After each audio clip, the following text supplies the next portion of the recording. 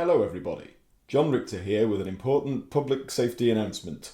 As you know, Dark Natter is currently on a winter hiatus after the big Season 2 finale, but we thought we'd pop back with a little festive treat for you all in the shape of our legendary lost episode about the Prestige. Regular listeners might have heard us mention this infamous recording on a few occasions, but until now we've been too afraid to release it to the general public for fear of the horror and distress it might cause. It features regular guest Hayden Killian, as well as ever-present host me, but the two of us agreed never to air it for reasons which will become clear when you listen to the shambolic mess of a show. Basically, we both exhibited our worst character flaws to a level unfit for broadcast. I talk over-enthusiastically and interrupt far too much, and Hayden drank too much before and during the recording, so he is reasonably hammered. This toxic combination renders our analysis of Christopher Nolan's The Prestige virtually unlistenable, and anyone with a shred of sense or decency will steer well clear of this audio car crash. If I still haven't put you off, then keep listening, enjoy the show, and remember, you did this to yourself. Merry Christmas, everybody, and a Happy New Year! Ho, ho, ho, ho!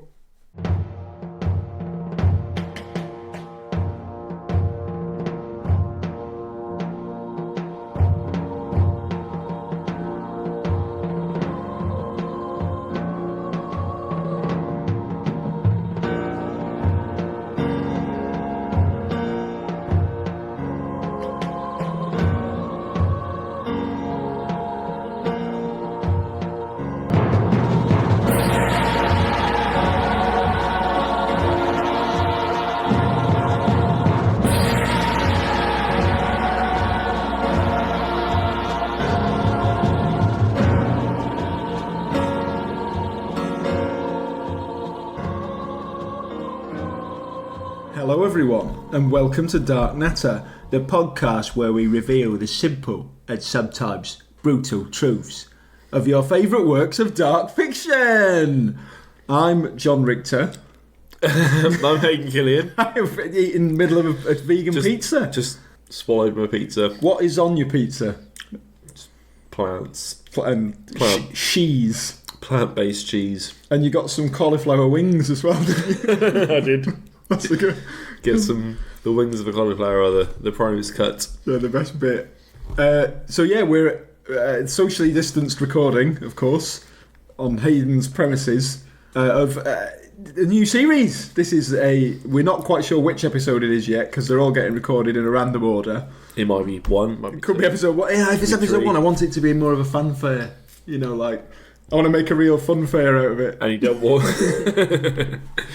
And you don't want me to be part of it, so that's... We'll push this to like episode 4, maybe. When people are slumping. Yeah.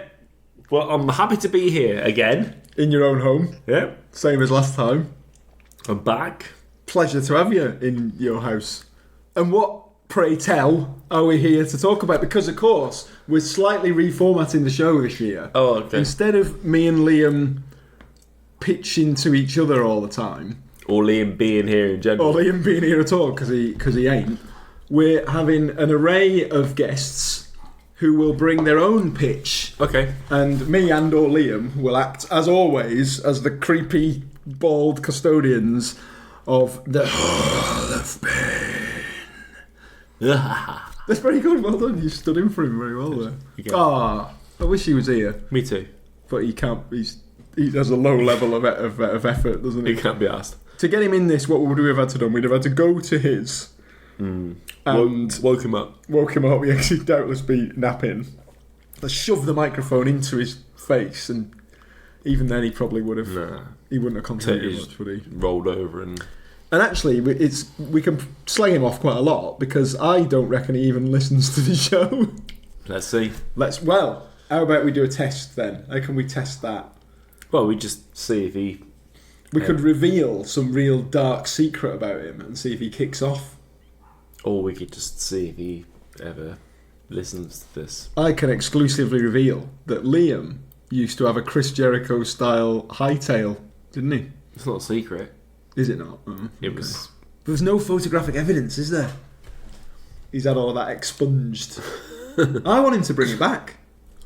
Could he bring it back? Yeah. Why doesn't he? Just for the record, I met Liam when we were like in our early 20s, So he'd already gone down the bald route by then, which I have now joined him on that path. I've seen the light, the gleaming light of a male skull. But you've known him since you were little kids, and he used to have hair. Can you imagine that, viewers, listeners, anyone? It's Liam, but with hair on it. Listen to his hair. Imagine the sound of his hair. Yeah, he used to have hair. Now he's chosen to eradicate the hair. But dark as that image is, that is not what you're pitching today. Am I right? No, it's not. What are you pitching? So I've got a favourite film, and I plague people with this day and night. How many times do you think you've seen it? Probably it's on now. In the background. Maybe like 15 times. Maybe solid 15 times all the way through. How many times have you forced other people to watch it against their will? Maybe 15 times. Yeah. But I do believe it is the best film ever made.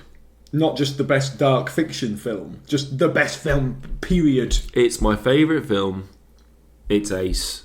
And anyone who disagrees with it is not watched it properly, or is stupid, or... Well, I'm convinced. I don't think we need to discuss it any further. The end. We can can this episode. Speaking of cans, I'm going to have a drink of this can. What's the film? The film's called The Prestige. Oh, do you mean the 2006... what is it? What even is it? Thriller? Weird thriller? Magic-based thriller. Yeah. Written and directed by Christopher Nolan, co-written by Jonathan Nolan, his talented brother. That's the one. Did you know there is a third Nolan who is in prison for murder? I didn't know that. Matthew Nolan. Have a look at this. No, that's Christopher Nolan. Hang on. Where is he? Oh, it's an article about Matthew Nolan, but he's got a picture of Christopher Nolan. That's not helpful. No, that's still Christopher. Ooh, he's aging a bit, isn't he? Maybe there's no picture of him, but it's but he exists and he's in the nick. Okay. He had nothing to do with this film. No. Well, we don't know that. He might have contributed, before I don't know what year he got nicked in. So anyway, it was a film. It's a film about magicians. There was another film out at the same time, roughly the same time, about magic and magicians. Has that got Thingy in it? Edward Norton. Yeah. And it's not as good. What's that film called? Is it called The Conjuring? Yes. Yeah. So mid-2000s, I think 2006. Everyone, for whatever reason, there was an upsurge of magician-based movies. And this one is ace. It's got a stellar cast. You can't argue with the cast. No, it's well, go on, rattle them off. I will rattle them off. Please do. You've got Michael Caine. Hugh Jackman. Yeah. Michael Caine. Was Hugh Jackman already Wolverine at this point? Yeah. Or was this what cemented him the role? No, he was already before this. Well-established metal big actor. Yeah. Michael Caine, Hugh Jackman, and... You want me? Are you prompting me to? Yeah. Shall I try and do his voice in it? Christian Bale. Oh, that wasn't very good. Try again. Bored, but he's boring. He's squandering the goodwill of the audience with his second-rate tricks. Borden. Christian Bale. I was actually thinking of this. Scarlett Johansson. Very good. But okay. Scarlett Johansson's in it. That's true. It's just amazing. Arguably, I reckon some of them giving career best performances in this film. Or definitely at least 4 of them. Yeah, definitely all of the ones you've just said. Spoiler warning, I suppose, before we go any further. If you have not seen The Prestige, definitely don't listen to any more of this crap. Go and watch that instead. It's much better than listening to this for an hour. And then come back. Please come back.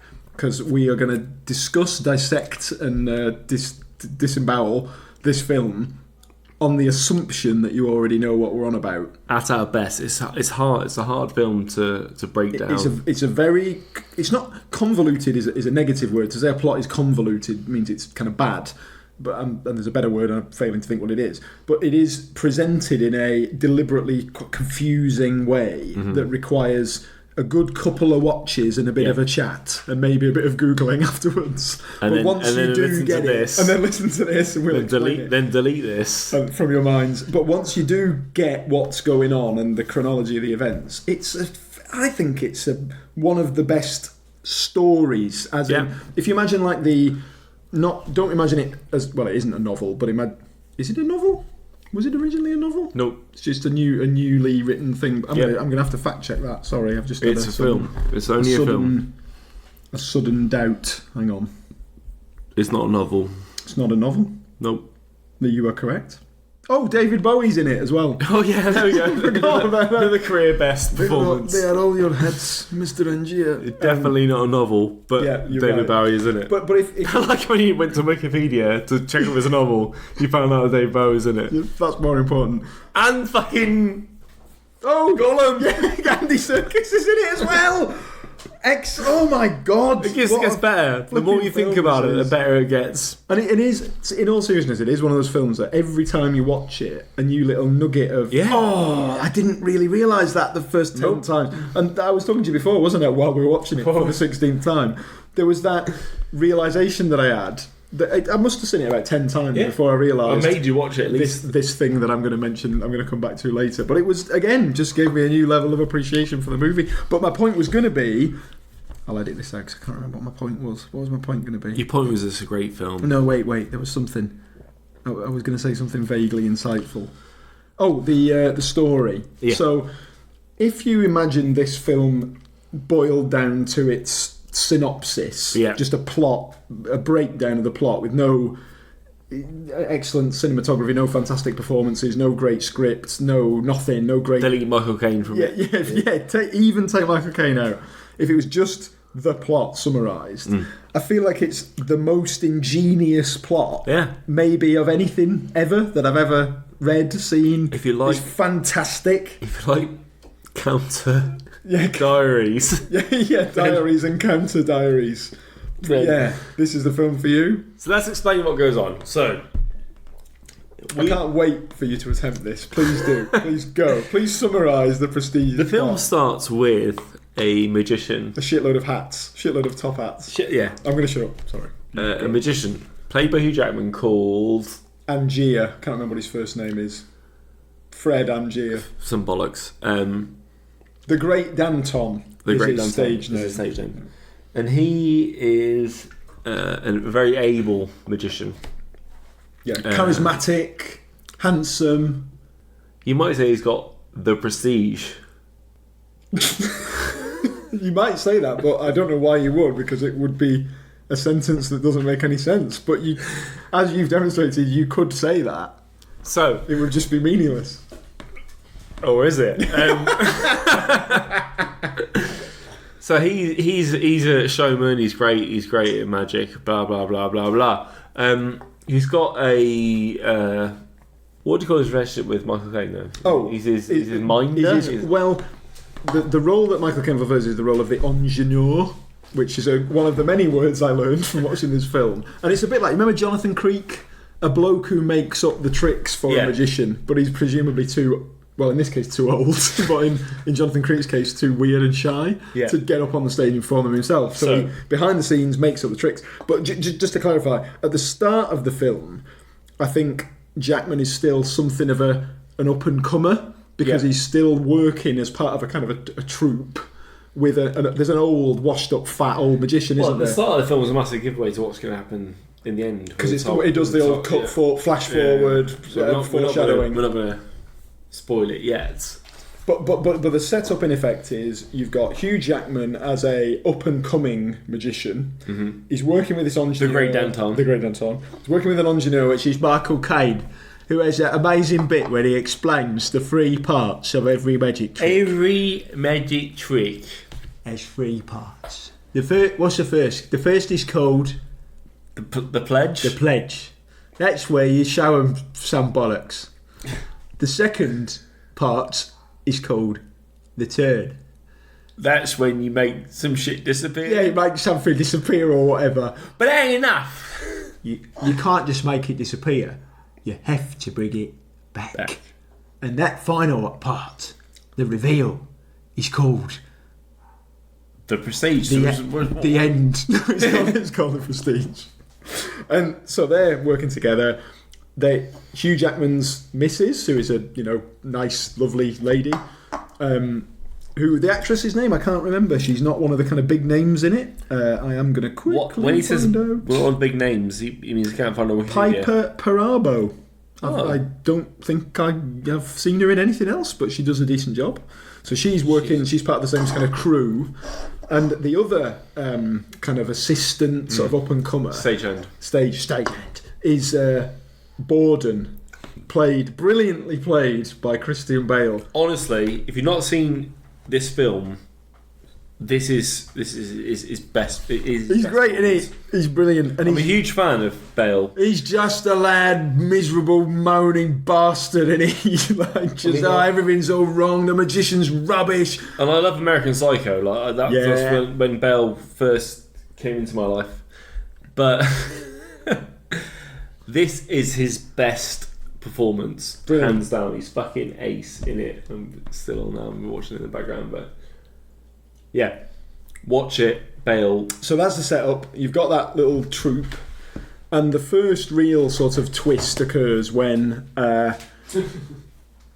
Borden, who is a self-professed not expert, he persuades Angier's wife, who is going to perform an escape from a water tank. Yeah. So there's a lot of stuff about these kind of old favourite tricks, and the idea is that you've got to, if you want to be really successful, you've got to push the boundaries and give the people, the Victorian public, something they've never seen. But this current act is pretty staid and safe and boring, as Borden says. Magic's big at the time. Because there's no telly and there's no... Yeah. What else would you do? You might go to the theatre, you might go and see a magician. It's a big deal. Yeah. And so one of the more daring tricks, but still quite, cliched, that they're prepared to perform, this old magician's prepared to perform, is this water tank escape with his beautiful assistant. Borden and Angier so Jackman and Bale, are the plants in the audience who come up to help with the tying her up before she gets dunked into the tank. And obviously they're meant to tie her in such a manner that she can slip the knot. But there's been this big debate beforehand about which knot is the most appropriate, and the Langford double is not a wet knot, and all this. As if the crowd would care. It's weird, isn't it? So the upshot is Borden's. We don't know this for sure, but we suspect that she's taken Borden's suggestion and tied a more difficult to escape knot in a bid to impress the crowd. And then the inevitable happens, which is it goes horribly wrong, and you get this scene where Michael Caine comes running out with an axe. He's trying to smash the glass of the tank, and it all goes disastrous. It finally cracks. He jumps out with an axe and then uses the back end of an axe and then smashes really out. shitly, and takes about 12 hits to break it. And she spills out. All the water's there. The facade of the plants has deteriorated. Hugh Jackman is stooped over her, devastated, screaming her name, and she's drowned. She's dead. Yeah. So Q, Jackman and Bale, they got it. Now they got issues. They got a feud. Legitimate heat. Because Jackman believes Bale must have tied the wrong knot. Yep. Bale claims not to remember, not to be sure which knot was tied. And we have this scene at a funeral where Bale turns up to the funeral, and all Jackman is saying in this, completely inappropriate setting, he's like, "Which knot did you tie, boy? Yeah. Which goddamn knot did you tie?" Was it the Langford double or the knot bow? Langford single or was it a double knot? So that's the setup of why these two magicians have a bit of heat. Then we cut to, and we're going to miss bits, I'm sure, but in effect, we cut to Bale. He's trying to have his own career. They're both up and coming magicians. He's got his own show. Yeah. And it shows him in that really scummy, like, underground magic show where all the crowd are heckling him, and he's like, you want to see a trick? All right then. I'll fucking show you. Gets a gun out. Yeah. He's like the Pete Doherty of magicians. Waves it at the crowd. And you fucking you came through. You want some? You bastards.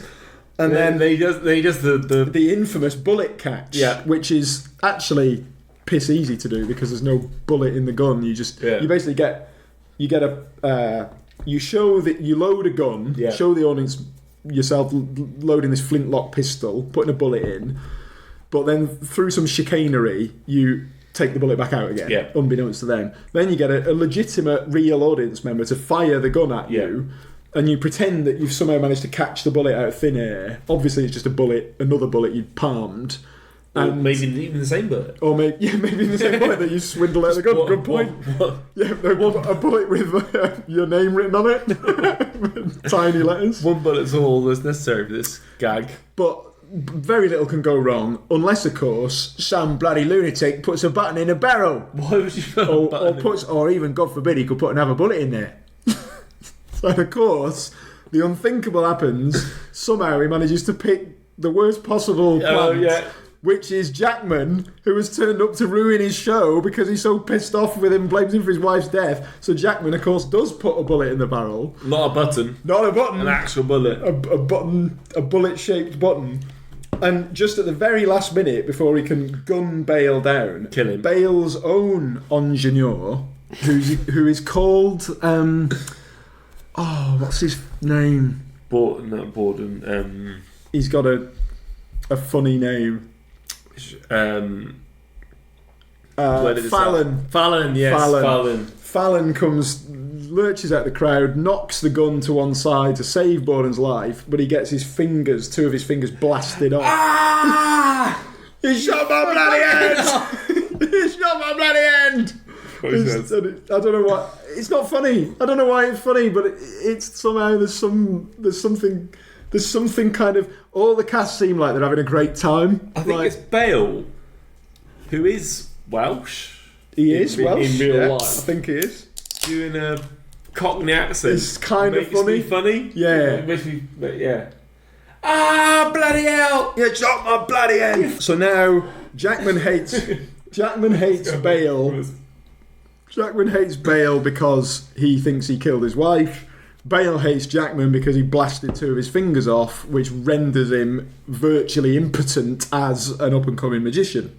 However, he asserts to his missus that he is, a nice lady he has met during the course of the film, who is understandably quite distraught because him not being able to earn big magician megabucks is problematic.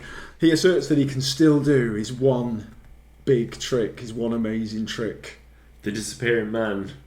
Is it not the transported man? Transported man. And we'll come back. Hold that thought. We'll come back to that. Yeah, the transported man. Because we still have. So at this point, Bale has now fucked off and left the troupe. I think Michael Caine's fired him because of his antics. You're out of order. You're a loose cannon. You're a maverick with your nuts. So Bale is out of the club. Leave. That doesn't happen. You just made up a scene. So, important scene. But Bale does manage to resurface to get his reciprocation back in, and you can see how this is a tale of escalating feud, escalating violence. Although I suppose escalating majesty. There's not much room for it to escalate from trying to shoot him dead. No. But it keeps going. Feuding magicians. It's a brilliant idea. Yeah, well, two feuding magicians. What it boils back down to is the feuding magician. But. Well, I was just going to recount the bird bit very quickly. So, Angier, the great Danton, is putting on his first solo run as the big name with Michael Caine helping him out. And the public's tastes are changing, and people are getting wise. I don't want to see a fucking dead bird die. I hope you're not going to kill that animal, Mr. Angier.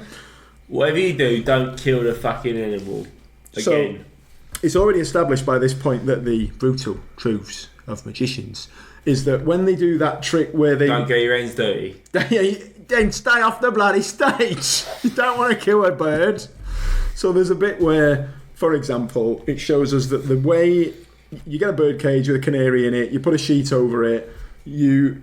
push down, slam shit to death. And well, basically, you slam your hand down, and the cage seems to vanish under the sheet.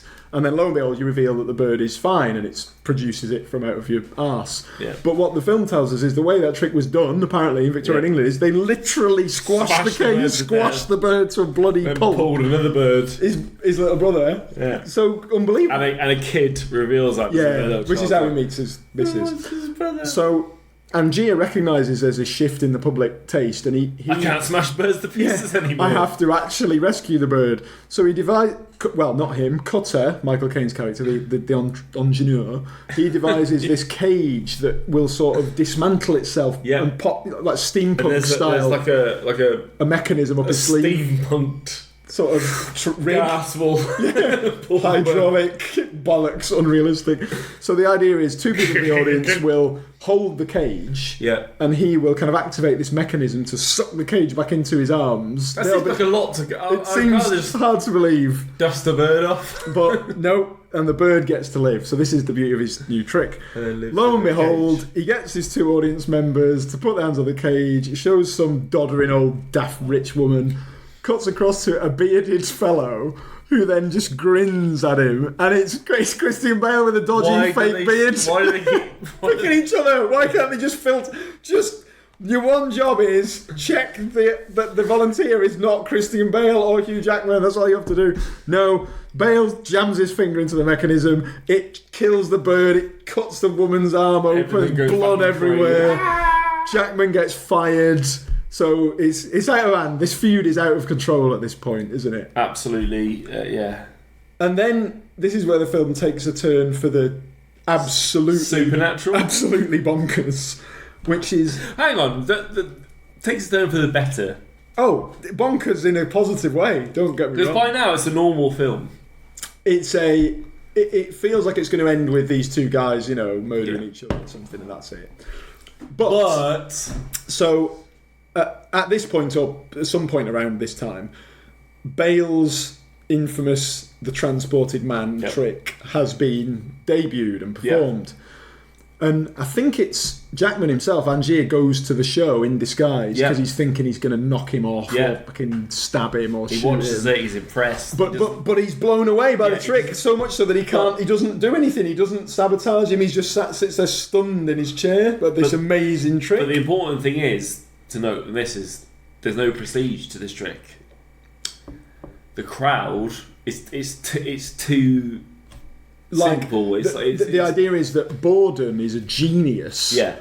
And this trick is an amazing, the best. Angier says it was the greatest magic trick I've ever seen. Yeah. But Borden's delivery is crap. He's not a showman. He doesn't have any prestige. Yeah, he doesn't have any panache. He's not a showman. So the little crappy crowd that he's performing this amazing trick to barely even get how good the trick was because of his poor delivery. Watch this. He does the rings. I'll fucking make some rings.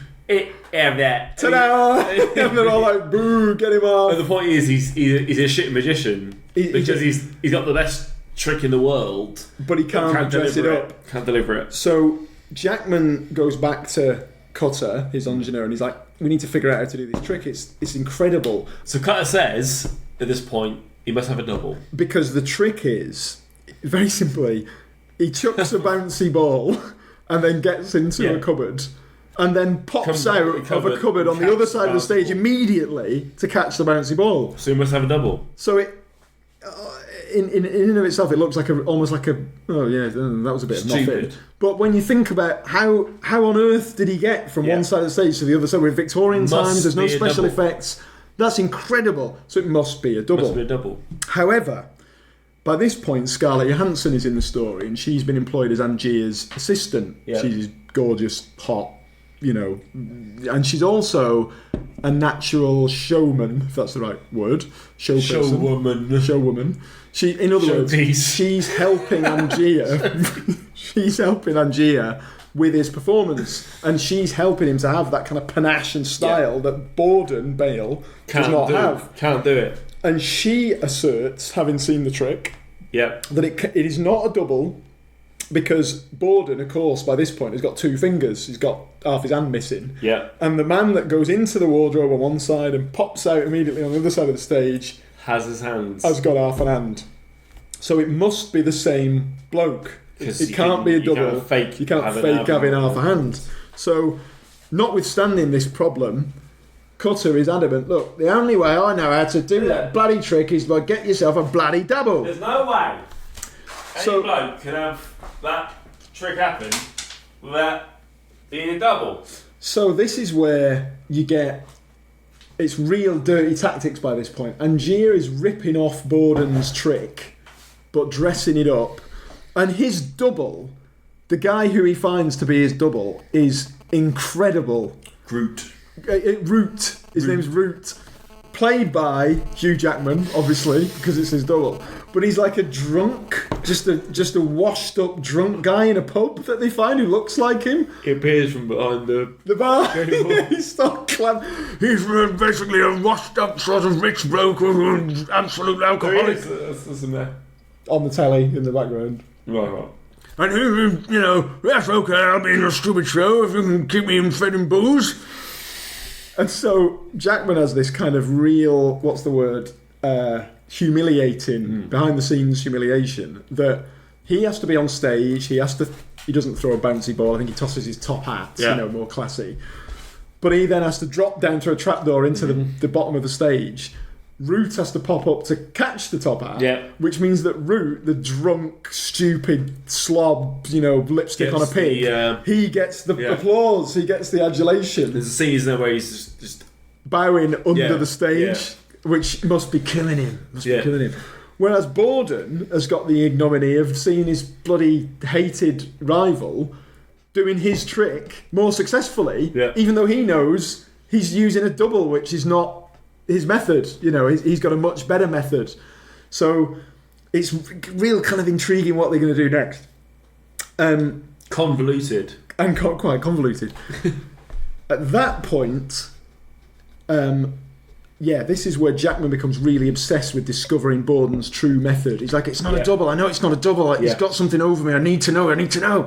He sends he basically doesn't fire her as such, but he sends Scarlett Johansson to go to basically offer herself to be Bale's assistant under she's pretending to have left Jackman, but really she's there to sniff out the secret of the trick. She wants to know what's going on. However, Johansson actually loves Jackman. She loves Angier. She likes him, and she's so devastated.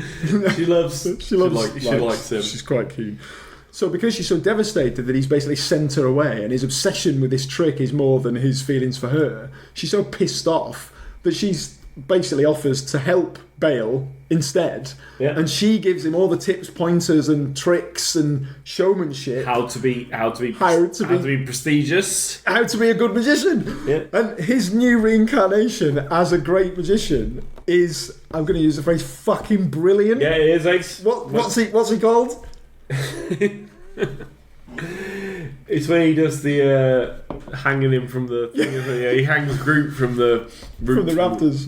He's called the Professor, and he has a fake curly tash, doesn't he? And so Bale Borden starts to have a successful run with his transported man trick. Now no longer called whatever his first name is, Steve Borden. He's now called the Professor. And people are flocking to his show, and he's getting success.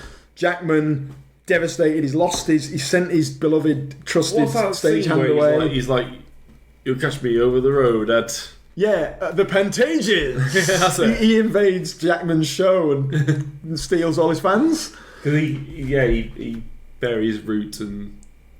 So he basically sabotages Jackman's trick at every. I think at one point he sabotages the mechanism in the stage and he breaks his leg. It's brilliant. So at this point, in effect, Bale is winning the feud, isn't he? Bale is on top. Oh my god, this is... Jackman, meanwhile, driven by his obsession, pisses off to Colorado based on a showcase he's seen at an expo of Nikola Tesla's incredible new technology. And I think, one subplot we've kind of missed is that Jackman has stolen Borden's diary, hoping to get the secret of the trick. It's actually quite a big part. It's quite a big part of the film because there's a lot of flashbacks where he's reading the diary and then he gets to page 20 million and it's like, fuck you, Jackman. I knew you were going to steal my diary. So, but one sort of the diary's all written in code, so it doesn't give him what he wants. But one lead... Yeah, we still see them reading it constantly. Correct. But one lead that he gets from the diary is that Bale has been to Colorado to visit Nikola Tesla. So he goes out there. Assuming that's the secret of his trick. The trick, yeah. And David Bowie turns That's up. where David Bowie plays Tesla. Gollum plays his little assistant. So good. What's his assistant called?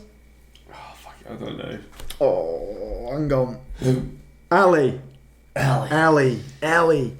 And he's doing that kind of an amazing sort of accent, isn't he? Every time he's in a film, any circus is in a film, he does A different goddamn voice. He's not in Lord of the Rings. He does this voice. I can't tell you what he's doing. In Black Panther. So Jackman pays Tesla a fortune, all of his money, which is interesting. Why he's got this money, being a shit magician. Like the cat. Well, this is timely. So he's paid Tesla a fortune to build him a machine that can transport him. He's convinced that Tesla's machine is what provided Bale with his trick, and Tesla says the same thing. He admits this. I cannot replicate the machine. I have built you a machine, but I would advise you to destroy it. It's just very serious, stern Bowie. Brilliant. He looks like Ricky Gervais. Hello, Weird. Best work. His best works. Yeah, sorry. Like most people are in this film. And so the problem is that the machine doesn't work, and the scene you're literally pointing out on the telly is where he puts his cat into the machine, and it doesn't. The fuck all happens. It gets blasted with electricity. It meow, and it goes nowhere. It doesn't transport. It's left the same place. He's done it. He's tried it on his top hat umpteen times, and Jackman, understandably, is fed up with this crap. He's paid this charlatan millions, and I'm out of here. And then as he's leaving the premises, he finds shitloads of hats. Loads of hats and loads of cats. And some cats. outside. So what he's ended up with... And then he makes Tesla measure the hats. Yeah. That's what we're seeing now. And he's like, but whose hats are these? Yeah. They are your hats, Mr. Engineer. Oh no, he says, which one's mine? Which one's my hat? They are all your hats. There might be loads of different hats. So in other words, he has made a cloning machine, in effect. It doesn't transport you, it transports a clone of you, which is fucking disturbing when you think about it. A bit unnecessary for the, what, where they go with that. So it's taken this movie from Victorian thriller into full-blown sci-fi, paranormal, steampunk madness. It's like, what genre even is this anymore? But unnecessarily so. Unnecessarily so. It's brilliant. Is it dark fiction though? Because this Dark Natter is the name of the podcast. So well, this is where I think it's taken a turn for the seriously dark, because while Borden's success is starting to have its downsides, because his missus she's hitting the bottle quite hard. She's hitting the sherry. She's a real sherry fiend, and she's alluding like Dave Roberts. She's like our mutual friend Dave Roberts. Maybe we'll get him on the show to defend himself. She's starting to sort of... She's quite erratic in her behaviour in public. She's kind of embarrassing him in front of all his new friends because he's a big celebrity. What are you fucking embarrassing? She's telling him to take the tash off, and he's like, "Hey, the people bloody love it. I'm not taking it off." I've got the haircut of a man from Wigan in the 80s. At least 50 years later than what this film was basically portraying. So there is something amiss in their marriage, and we are not really. We don't yet know what it is, but something is not right. Meanwhile, Jackman has returned to Britain with his amazing new machine. Basically, we get all that stuff about Edison's goons, don't we, as well? So Tesla has to leave in a hurry because Thomas Edison sends his goons round to burn down his lamp. That was true. Well, there's that film, isn't there? The Current War. Yeah, which I've not seen that film, but I've read that they were rivals. Feuding electricians. I mean, maybe in some ways, maybe that was feuding electricians. Maybe that was the inspiration for this movie, feuding electrical pioneers, and it sort of morphed into feuding what? Electrical pioneers. Okay. Light bulbsmen, light bulb smiths, light smiths, light bulb fanciers. But it makes Edison look like a complete prick, doesn't it? Like Tesla is ace. If you put David Bowie as a character, then he's always going to be over, isn't he? True, it's very true. In other words, if he'd have played Edison, we'd have been on Edison's side. And if they Bowie as a Russian, or a Goblin King. Or Philip Jeffries in Twin Peaks. Anyway. So now we've almost got the kind of ultimate showdown between the two magicians, both peddling the same trick, both with their amazing secret method. And we know what, well, we don't actually know what each one's method is, but we've got a lot of clues. And we suspect methods. And there's all that stuff where Jackman is like, I can't let you in on this, Cutter. And he's like, blind stagehands. Nice touch. So no one, even his stagehands don't know the method because they're all blind old men. And the this is the kind of big flashback bit, which is Borden goes to see Angier's show. Angier gets into his machine to do his final finale set piece, The Transported Man, which basically teleports him to the other side of the auditorium, not just the stage. He's appearing at the back of the stage to massive rapturous applause. Borden can't believe this twat is getting the better of him. Yeah. So he goes to see the show. Angier gets in his machine, electricity fires everywhere, incredible Tesla, those Tesla coils. Massive amounts of lecky. White lecky. Hot white lecky. He disappears. And we're sort of through Borden's eyes, because he's a master magician, we see, got you, you went through a trapdoor, I saw that, I see where you've gone. So rather than waiting for the prestige, for the reveal, he just pisses off backstage immediately to try and sort of nab it. Where are you? I found you, I've solved your trick, you bastard. And instead, he finds Jackman drowning in a water tank. Just like the water tank that his own wife drowned in. And Bale's trying to save him, and he's like, no, what's this? No. Ultimately, Jackman drowns, and Bale, and that's it, he's dead, he's disappeared, he's gone. He doesn't reappear, the prestige does not occur, Jackman is dead, he's drowned in a water tank. So Bale is then incarcerated and charged with his murder on the basis that because he's caught backstage, he's meant to have shoved this trick water tank, this inescapable water tank, under the stage, to almost like a vendetta, I'm going to kill you in the same tank that killed your wife, you bastard. So Bale has been in the nick on death row. Is it called death row? The clink. The slammer. Chokey. The big house. I forgot. The Walla Walla. For the whole movie. The Wawa. That ain't the thing. And he, whatever they used to call death row, he's waiting to be hung, basically. He's got a little daughter.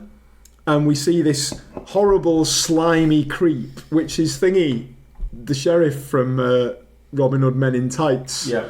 And he's like, my employer, Lord Cordlow. There he is. There he is. He's on telly now. I would like to trade you. In return for your daughter's well-being, she will be taken in as the ward of my Lord Cordlow. But in return, I must have the prestige from your trick, The Transported Man. And so there's this kind of a haggling going on. And I can't remember how we get from that point to the very finale. So it is revealed that Jackman is Lord Cordlow. That is... And not only is he's not masquerading as Lord Cordlow, he always has been a fucking rich British lord. His American accent is fake. He's got loads of money. And he's only doing this magician bullshit because he's like slumming it because he wants more from his life. That's incredible. So he gets Bale's daughter, like the ultimate victory. Bale's getting hung, Jackman's got his daughter, and there's Bale finally gives him the prestige, the papers with his trick on it. And Jackman doesn't look at it, he just rips it up and he's like, my trick's better. Jackman's won, Jackman wins the war. Incredible, goosebumps moment. But then, cut to, Bale is dead, he's been hung. However, we still don't actually know what Bale's own prestige method was. Or how he did the Transported Man. And the answer was he had a twin brother. There are two of him. He had a double. All along he did have a double. It was a double. It was just his twin brother. But they were so serious about this shared identity that when he lost his fingers, the brother had to chop his fucking fingers off so that they still look the same. His missus was like... The reason she turned to the booze was because she realised she was married to two blokes who were swapping. She realised she was like, creepy. Sometimes you don't love me, sometimes you do, and it was that's because. And Fallon, the ingenieur, is just the other Bale brother with a disguise on. And actually, the disguise is so convincing that most people watching this film, including me, didn't realise that it was Bale until this reveal. So the other Bale brother goes to Jackman's fucking magical workshop, where there are about 100 Jackmans in identical water tanks because he's been cloning himself and drowning the clone. God. And he goes there, realises the true horror of what Jackman has done and what Jackman has become, and he fucking kills him and shoots him dead. And Jackman says something, doesn't he? Like, he's like, oh, I never knew whether I was going to be the one in the tank or the one in the Prestige. But it's amazing. And so we end with a shot of... So Bale gets his daughter back, or one of the Bales gets his daughter back. We don't know which one, whether it is his daughter or... We don't actually know who the father is, which is a bit grim. Michael Caine stays alive. Caine stays alive, and still to this day. Even though he's ancient in this, so good for him. And he was ancient 15 years ago. And the film closes on a shot of Jackman, Angier, Danton, Cordlow. He's got so many names by this point. In just a row of drowned magicians in water tanks, and that's the closer, isn't it? That's the prestige of the Prestige. Horrible. That's a belter, isn't it? I felt like you pitched it to me in the end. I got carried away. I had a moment of clarity and remembered the story somehow. It is my favourite film. So, if we haven't got across why it's ace by telling you how ace the story is, why else is it ace? Because as long and drawn out as you made it sound, it's actually a good film. It's actually shorter than that. It is. Than that monologue. Well, you can watch it and enjoy it, but like you said, you need to watch it several times. It's a proper keep watching it film. Because that chronology that we went through, it isn't presented chronologically. There's a lot of flash forward, flash back, that's not done cheaply to just let's make it complicated for the sake of it. It's perfectly paced, I think. And it's like a hidden gem. It's not like it's not like an underground film. People know what it is. And it's big cast, big budget, pretty big budget. Big cast, big budget. It didn't do badly at box office, but I think in all these kind of it's an amazing film. Well, if you think about Nolan, right? Nolan has got some real famous films. Yeah. Inception, Interstellar. All that shit. But, personally, I think Inception is shit. Yeah. And Interstellar is mediocre. Yeah. I do think he's got some other great films, because I like The Dark Knight and I like Memento. But this is arguably the best Nolan film. Yeah. And yet, it's the one that no one's ever seen of all of them. And I'm not trying to make it as an underground film. People have heard of it and seen it, but when you bring it up as a film to watch, it doesn't get wow, I remember that. It seems to have kind of gone under the radar. But there are a few people where they've seen it 25 times. The reason I watched it the first time, because I've seen it before I met, not necessarily before I met you, but before it became your defining Why did I start loving it so much? I remember reading a review of some other film, and I can't remember what this other film was, but they were trying to say, the plot isn't complicated, it's hardly The Prestige, and I thought, there's a film called The Prestige that has a plot that's so complicated that you would use it as that punchline. I wonder what that is. Google. What? It's a film about feuding magicians? Fucking get that on. And why do I like The Prestige? When did you first see it? I can't think as to why it's become my favourite film of all time. It's to the point where, didn't Liam bring a copy of it to your stag do? My life. Yeah, it's like your film. But I can't think why. So you don't know when you first saw it? Or why I put it over so much? I'm pretty sure you didn't watch it with me first. No. I think you'd already seen it before I ruined your life. Don't know. But it's great. I can't... And also, the more times you watch it, the more some of the stupid, ludicrous elements of it, or the deliberately funny bits become funny, like Roots, the drunk Hugh Jackman lookalike. That's funny. Yeah. That bit when you always love about that bit. He goes to the bar, drinks a pint, sees a miniature playing card stuck to the bottom of his pint glass, which clues him in that Michael Caine must be in the premises. Turns around and Caine's sat there. Why didn't he just say hello? Oi! Why is that? He sat there for 10 minutes while he drank a pint. It's stupid. Absolutely stupid. It's a bit too long. Yeah. A bit self-indulgent. But... loads of weaselly British old men in it as well. My Lord Cordlow will be most pleased. Excellent. It's just ace. It's dead good. And you think like Jackman, like you say, like this is post X-Men. Yeah. Like, he doesn't need to do this shit anymore. No, but he did it. It's a great story. I'm not sure. Batman? Batman Begins. No, this is pre-Batman Begins for Bale. So Bale was... Well, this is post-American Psycho, but it's pre-Batman. That's true. This is when Bale was properly on his game before he went a bit weird. He's sort of going on the Johnny Depp journey, isn't he, at the moment? Whereas Jackman still got it. So yeah, it's dead good. So, sum up your pitch then. In summary, why does this movie deserve a place in the hallowed halls of the Hall of Fame? So it's a really good film. It's do the whole synopsis again. So it's a film about rivaling magicians, but it turns out to be far more than that. And I just think it's one of those kind of like crossroads moments where loads of decent actors put in their best performances, including Michael Caine. Yeah. Although Children of Men, he's good in Children of Men as well. Have you seen that? I think this is Hugh Jackman's best film. That's a fact. Even better than what's that shit one with the robot in? That would have been a funny punchline as well. Never mind. I think this is Hugh Jackman's film. I think it's Christian Bale's best film.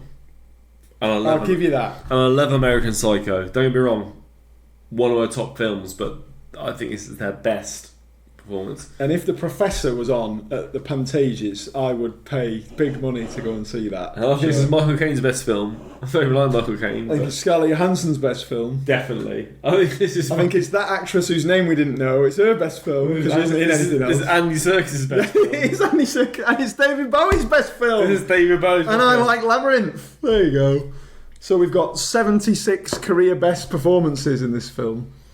I do like Black Panther, which I think it's Serkis' still to show. He jumped as a South African. That's not the point of the film. What, bionic armed? So I am honoured to induct the Prestige into the Hall of Pain. I've consulted Liam. What did he say? Telepathically. What did he say? He said, can't be asked. Okay. So yeah, I think that counts as a yes. Sounds legitimate. So it's going in. How do you feel? I feel ecstatic. Shall we ask Michael Caine how he feels? How do you feel about this, Michael? I feel that every entry to the Hall of Fame has 3 parts. That's it. Very good. Okay. Well, that only leaves me to say... How long has this thing been? Best part of an hour. Okay. Not too bad. Somehow we managed to talk about Mortal Kombat for longer. Because that's got more entries in the series. Let's do Mortal Kombat again. Doom, doom, doom, doom, doom, doom. This one won't have as good opening music. I can tell you that for nothing. Because it'll have our normal theme tune. We still haven't got a sign-off for this show. Would you like to propose one? Huh? Would you like to propose a sign-off? What does that mean? You know, like a way in which you say goodbye. You have to bring it back. That didn't make sense, but it'll do. It's relevant to the show. Every magician is shit. This was not made by a magician. This was made by a wizard. Does that work? Yeah, have that. Let us know. Sound off in the comments. Oh no, it's not a video. Bye. Bye.